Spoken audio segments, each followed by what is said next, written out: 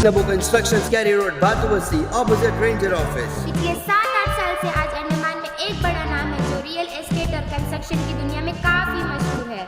Andaman and Nicobar के कई द्वीपों में नबो कंस्ट्रक्शन से जमीन की लेन देन की है। इसमें खास बात यह है कि नबो कंस्ट्रक्शन से अगर आप जमीन लेते हैं तो पूरी कानूनी प्रक्रिया करने की जिम्मेदारी नबो कंस्ट्रक्शन लेती है। पब्लिक फीडबैक भी एक्सीलेंट है क्योंकि नबो कंस्ट्रक्शन अपने कमिटमेंट पर हमेशा खरी उतरी है। न सिर्फ ट्रक, इटाची या पिकअप्स बल्कि नबो कंस्ट्रक्शन के अपने मजदूर, आर्किटेक्ट, इंजीनियर, मशीन मिस्त्री भी है जो कहे समय पर आपके ऑर्डर्स को पूरा करती है। एक एक जमीन को पूरे लीगल डॉक्यूमेंट के साथ ग्राहकों को दी है, जिस वजह से आज तक नबो कंस्ट्रक्शंस पर कभी उंगली नहीं उठी। जब पूरा देश कोरोना की चपेट में बंद पड़ा था, नबो कंस्ट्रक्शन के हर एक स्टाफ को पूरी सैलरी में रखा गया। वे बेरोजगार नहीं हुए। अंडमान की लोकल कंपनी होना भी एक वजह है कि जनता आंख बंद करके भरोसा करती है किसी भी किस्म के फ्रॉड होने से। नबो कंस्ट्रक्शन से जमीन लेना देना या कंस्ट्रक्शन का काम करना यानी आपकी पैसे की सुरक्षा की पूरी गारंटी। याद रखिए, रियल एस्टेट और कंस्ट्रक्शन वर्क्स के लिए नबो कंस्ट्रक्शंस, कैरी road, Batubasti, opposite ranger office. Arun's fertility and IVF centre. स्वास्थ्य को लेकर आज इंसान सबसे ज़्यादा परेशान है। महिलाओं की गायनिक समस्याओं का संपूर्ण समाधान के लिए अरुण्स फर्टिलिटी एंड आईवीएफ सेंटर अब आपको प्रेगनेंसी प्लानिंग से लेकर डिलीवरी तक की सभी ज़रूरी जानकारी व किसी भी प्रकार के इलाज व दवाइयों के लिए अरुण्स फर्टिलिटी एंड आईवीएफ सेंटर। अब आपको लाखों रुपए खर्च कर मेनलैंड जाने की भी ज़रूरत नहीं। तमाम गायनिक सॉल्यूशंस के लिए 11 चरमा हॉस्पिटल के पास है अरुण्स फर्टिलिटी एंड आईवीएफ सेंटर। एक से एक आधुनिक उपकरणों और पूरी सुरक्षा के साथ आपके प्राइवेसी को ध्यान में रखते हुए डॉक्टर्स व साइंटिस्ट से कंसल्ट करें। सभी सुविधाओं से lace अरुण्स fertility and IVF centre. सभी को नमस्कार।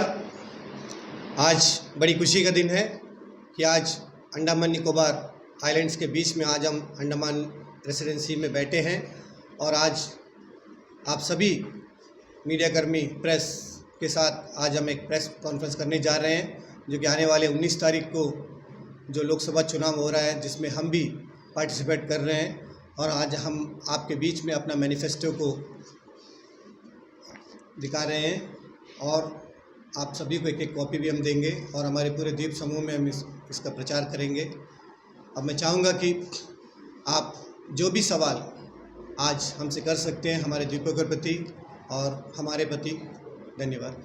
सबसे पहले तो सर आपसे ये पूछना चाहेंगे, कुछ दिनों पहले जो है आपसे जो आपका जो पार्टी है अंडमान निकोबार जनता पार्टी जिससे आप ओरिजिनली बिलोंग करते हैं, उस पार्टी के जो नेशनल प्रेसिडेंट है संतोष प्रजापति जी, उन्होंने एक प्रेस कॉन्फ्रेंस करके आपके ऊपर कुछ मतलब टिप्पणियाँ की थी, कुछ इल्ज़ाम जो है लगाए थे। उसके बारे में आप अपना क्लैरिफिकेशन दीजिए कि क्या उन्होंने जो बोला था वो पूरी तरीके से सच है या उसमें मतलब आप क्या कहना चाहते हैं इसके बारे में।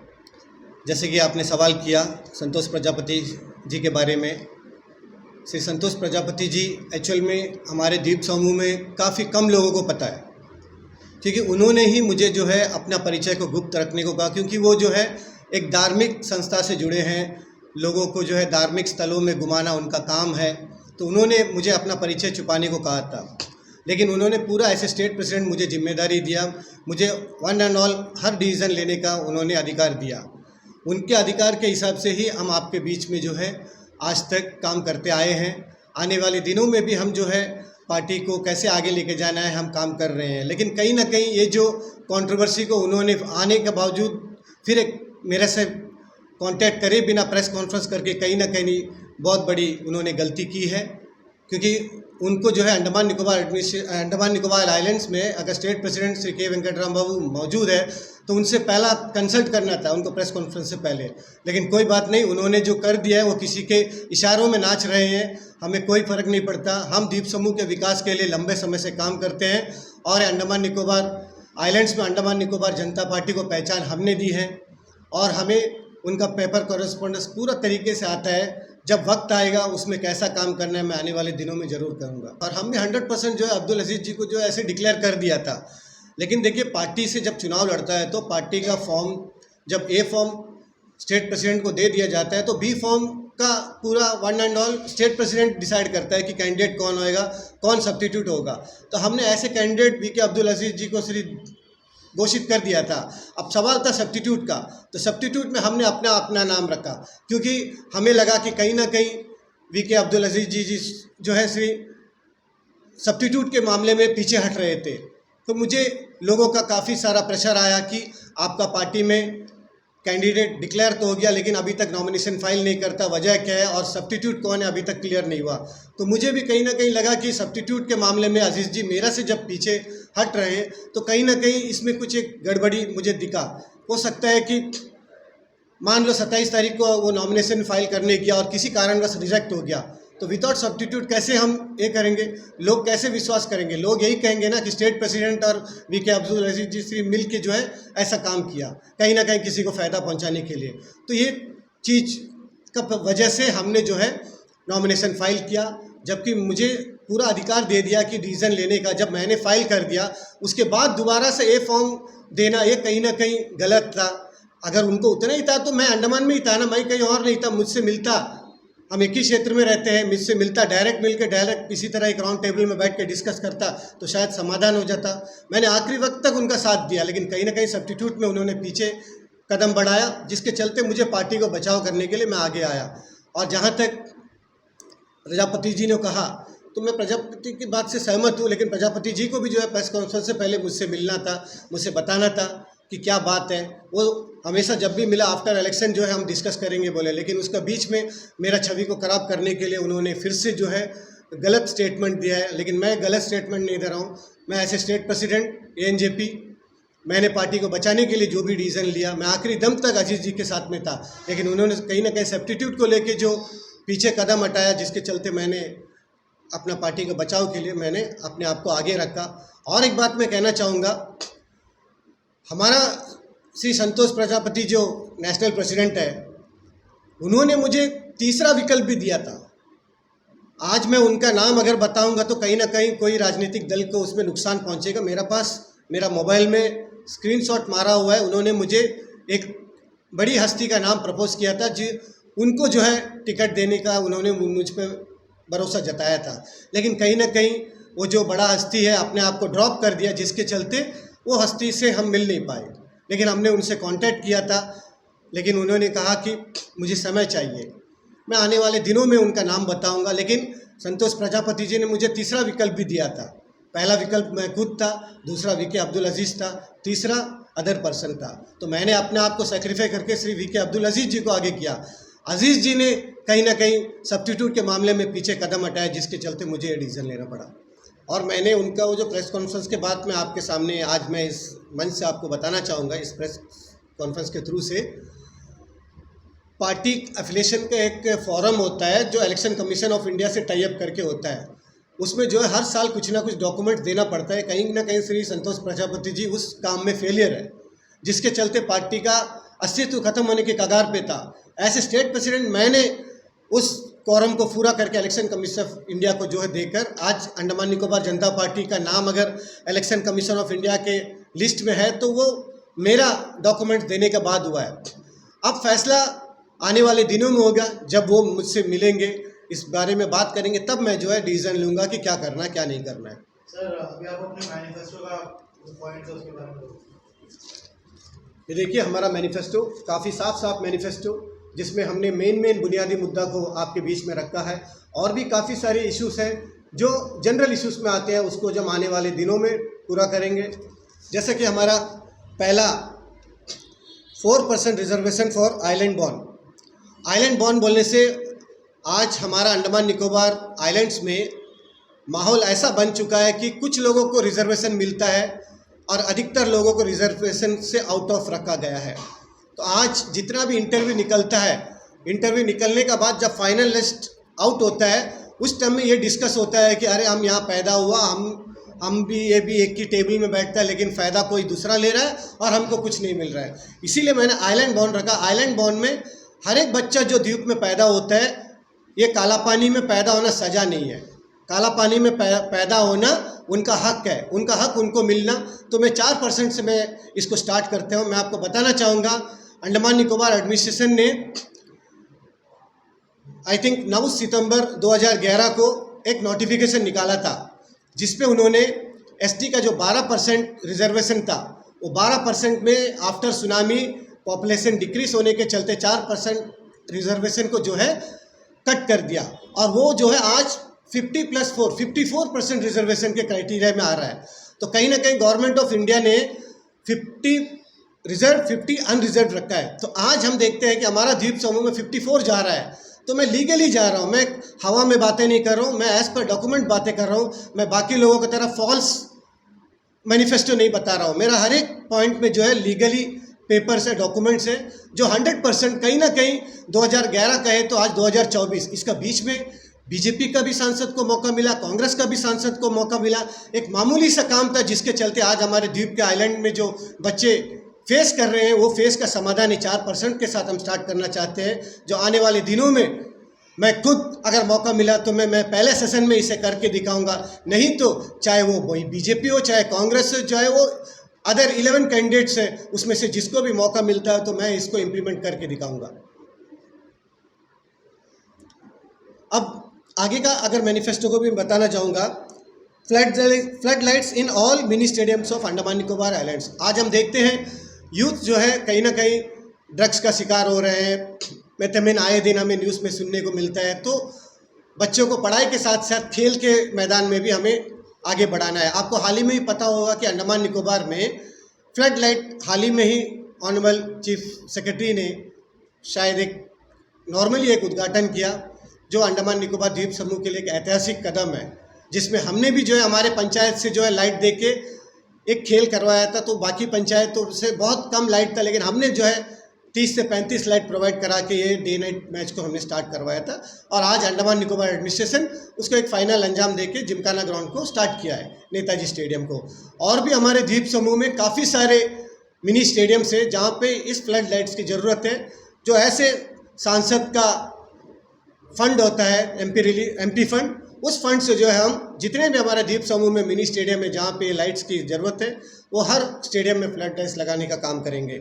उसी तरह all DRM should be upgrade S 130 पे एंड 130 पे अपग्रेड एस TSM और रेगुलाइज।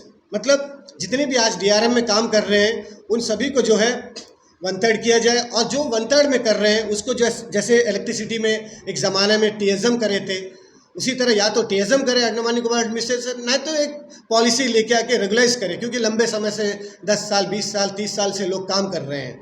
उसी तरह ब्रिज बिटवीन बम्बूफ्लैट टू चाटम, आज हम देखते हैं कि बम्बूफ्लैट चाटम एक बहुत बड़ी ज़रूरत है।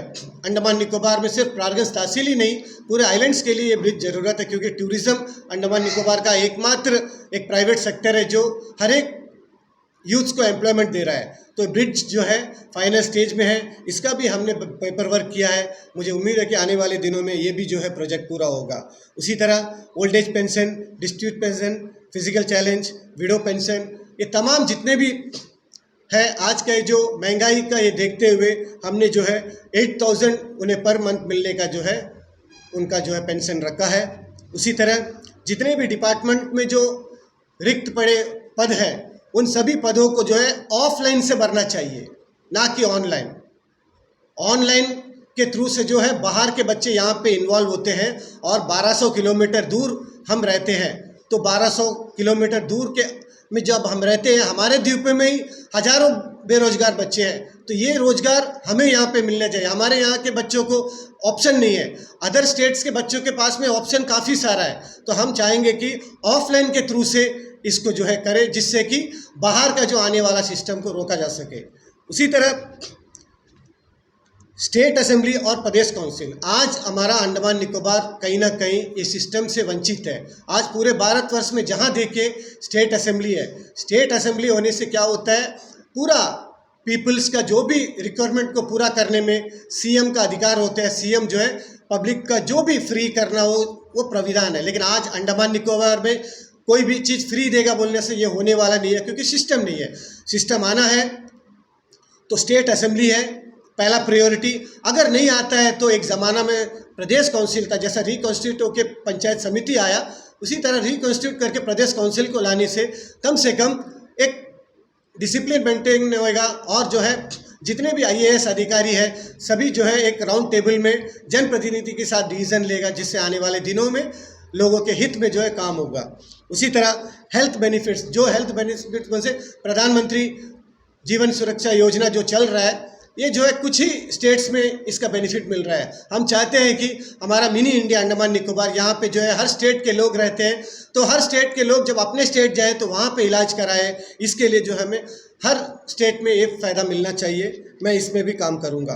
उसी तरह 100% रिजर्वेशन फॉर आइलैंडर्स, ये जो है पॉलिसी डिसीजन है, इसको जो है पॉलिसी के थ्रू से ही पार्लियामेंट हाउस में बात रखेंगे, अदर मेंबर ऑफ पार्लियामेंट्स भी जब इसका समर्थन देंगे तब ये जो है पूरा होगा।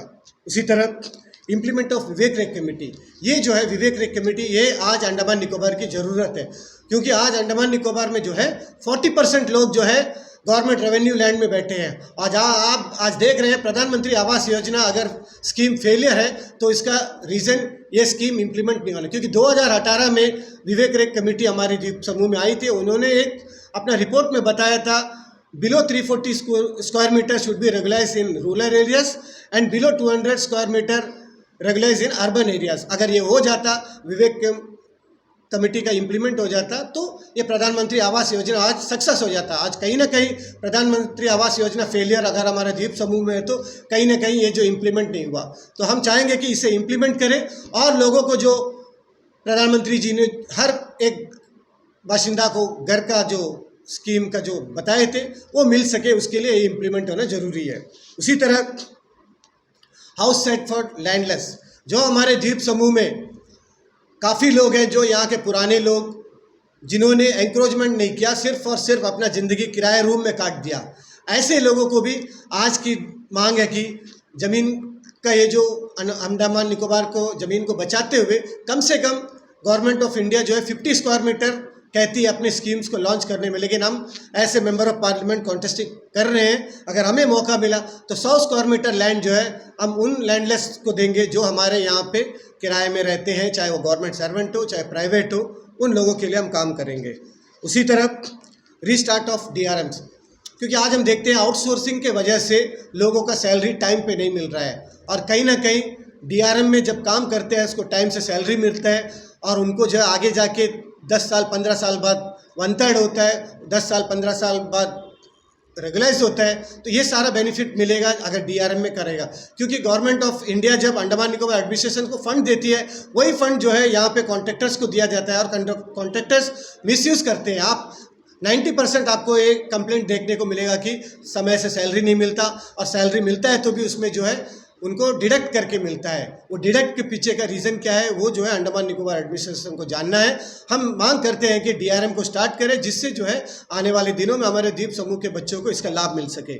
उसी तरह domicile status to all islanders, ये डोमिसाइल इसीलिए कहते हैं कि ये जो अंडमान निकोबार में जो पॉपुलेशन बढ़ रहा है इसको रोकना है, तो ये डोमिसाइल स्टेटस का देना जरूरी है, जिससे कि आने वाले दिनों में इस समस्या का समाधान पा सके।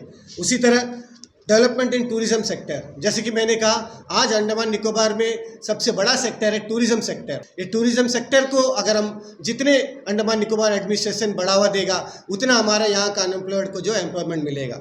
उसी तरह रिडक्शन इन एयरफेयर और 5 सीट जो है कोई भी एयरलाइंस में देना चाहिए। ये मैंने इसीलिए लिखा है क्योंकि आज हम देखते हैं कि अदर स्टेट में हम जाए तो 2 से 5 हज़ार का अंदर में टिकट होता है, चाहे वो कन्याकुमारी से कश्मीर जाना हो चाहे वो दिल्ली से पंजाब जाना हो, आपको जो है 2 से 5 हज़ार का होता है। लेकिन उतना ही दूरी जब हम अंडमान से कोई भी स्टेट में जाते हैं तो हमें जो है मिनिमम 15 हज़ार के ऊपर में देना पड़ता है। या तो एक सिस्टम होना चाहिए कि जिसका भी आइलैंडर कार्ड है उसको जो है मिनिमम 5000 या 3000 ऐसा एक स्लैब देके टिकट का रेट फिक्स होना चाहिए। जैसे जहाज का एक रेट फिक्स होता है सब्सिडी के साथ में, उसी तरह हमारा एयरलाइंस में भी होना चाहिए। और 5 टिकट मैंने कहा, जब भी हमारे यहाँ पे चाहे वो कोई अमीर हो चाहे गरीब हो, एक्सीडेंट होता है या तो बीमार हो जाता है तो उनको जब रेफ़र करते हैं तो 3 से 4 लोग उन्हें लेके जाना पड़ता है फ़्लाइट में। तब क्या होता है, वो 5 टिकट का जब रेट में जाता है तो 1.5 से 2 लाख हो जाता है, तो वो ट्रीटमेंट उतना पैसा में हो जाता है। तो हम चाहेंगे कि 5 टिकट हर फ्लाइट में रिजर्व रखा जाए, जिससे कि हमारी ये समस्या का समाधान मिल सके। उसी तरह मैंने और एक रखा है every islanders live with dignity, we bring the system and show our island as an example to other states of India. मैं इसलिए कहता हूँ ये 5 से 6 लाख पॉपुलेशन को हैंडल करना कोई बड़ी बात नहीं है। Andaman Nicobar administration honourable lieutenant governor handle कर रहे हैं, लेकिन जनप्रतिनिधि जो है मेंबर ऑफ पार्लियामेंट होता है और भी सिस्टम में होता है, बाकी लोग जैसे अध्यक्ष हुआ, प्रधान हुआ, समिति हुआ, बट कहीं ना कहीं ये सीमित है। लेकिन मेंबर ऑफ पार्लियामेंट जो है पूरा आइलैंड्स का हेड होता है, और वो अगर एक सिस्टम, मैं सिंपल में एक एग्जांपल देता हूँ, ये जैसे बाहर के लोग, काफ़ी लोग शिप से फ्लाइट से आते हैं और हम देखते हैं मस्जिद मंदिर के सामने और बिना एक अनऑथराइज आईडी कार्ड के साथ में घर घर जाके कलेक्शन सब करते हैं। ये सब में रुकावट लग जाएगा अगर एक मेंबर ऑफ पार्लियामेंट सही रहेगा तो। एक मेंबर ऑफ पार्लियामेंट का उतना पावर होता है, अगर हम जैसे कार्यकर्ताओं का अगर मौका मिलेगा तो 100% मैं दावे के साथ कहता हूँ कि मैं जितना भी अपने 16 पॉइंट्स अपना मैनिफेस्टो में दिया है इसे इम्प्लीमेंट करूँगा। और साथ ही मैंने काफ़ी पॉइंट्स को नहीं डाला, मतलब वो मेरा ड्यूटी है, चाहे करंट की समस्या हो, चाहे पानी की समस्या हो, अदर देन कोई भी समस्या हो, वो सारा का सारा हल जो है मेंबर ऑफ पार्लियामेंट के थ्रू से होगा।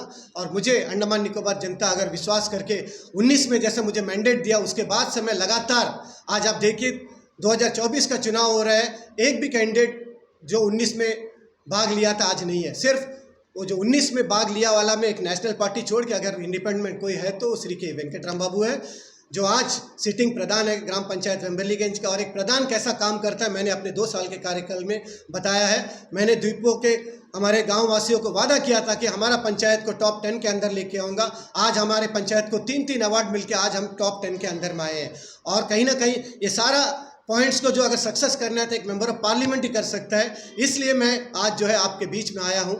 मुझे उम्मीद है कि आप लोगों का आशीर्वाद मुझे मिलेगा और मैं जो है 100% मैं अपना जो है आप लोगों के बीच में अपना काम करूँगा। जय हिंद, जय अंडमान।